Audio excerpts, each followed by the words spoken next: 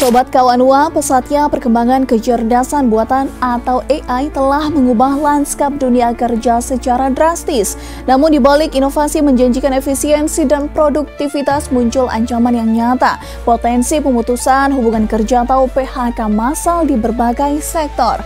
Laporan terbaru di McKinsey Global Institute yang memperkirakan 30% pekerjaan global berpotensi digantikan oleh otomatisasi AI pada tahun 2030 mendatang. Ya, hal ini tentu memicu kekhawatiran di kalangan tenaga kerja.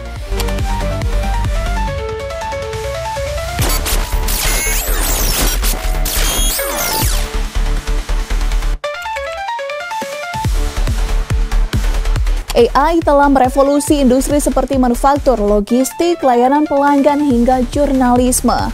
Teknologi seperti chatbot cerdas, analitik prediktif, dan robotika yang mampu menjalankan tugas-tugas rutin dengan lebih cepat dan akurat dibandingkan manusia. Di Indonesia sendiri, sektor seperti perbankan dan e-commerce mulai mengadopsi AI untuk mengurangi biaya operasional. Misalnya, beberapa bank telah menggunakan asisten virtual yang berbasis AI untuk menangani keluhan pelanggan, mengurangi kebutuhan akan tenaga call center hingga 40% menurut laporan Asosiasi Fintech Indonesia. Namun, dampaknya tidak selalu positif. Banyak pekerjaan berulang seperti entry data, pengemasan, atau analisis dasar kini dilakukan oleh AI. Ini memaksa pekerja untuk beradaptasi atau kehilangan pekerjaan. Industri retail misalnya mulai menggantikan kasir dengan sistem pembayaran otomatis. Sementara di sektor kreatif, alat seperti penulis AI dan editor gambar mengurangi permintaan untuk pekerja lepas. Lantas, bagaimana dampak sosial dan ekonomi? Ancaman PHK akibat AI tidak hanya soal kehilangan pekerjaan, tetapi juga memperlebar kesenjangan ekonomi.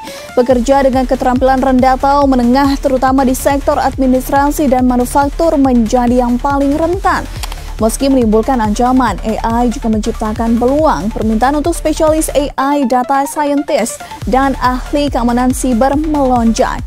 Industri baru seperti pengembangan etika AI dan pelatihan model bahasa juga bermunculan, menawarkan prospek bagi mereka yang siap untuk beradaptasi. Untuk itu, di era AI tersebut menuntut kolaborasi antara pemerintah, perusahaan, dan juga pekerja untuk menciptakan ekosistem kerja yang inklusif. Tanpa langkah yang proaktif, ancaman PHK dapat memperburuk ketimpangan sosial.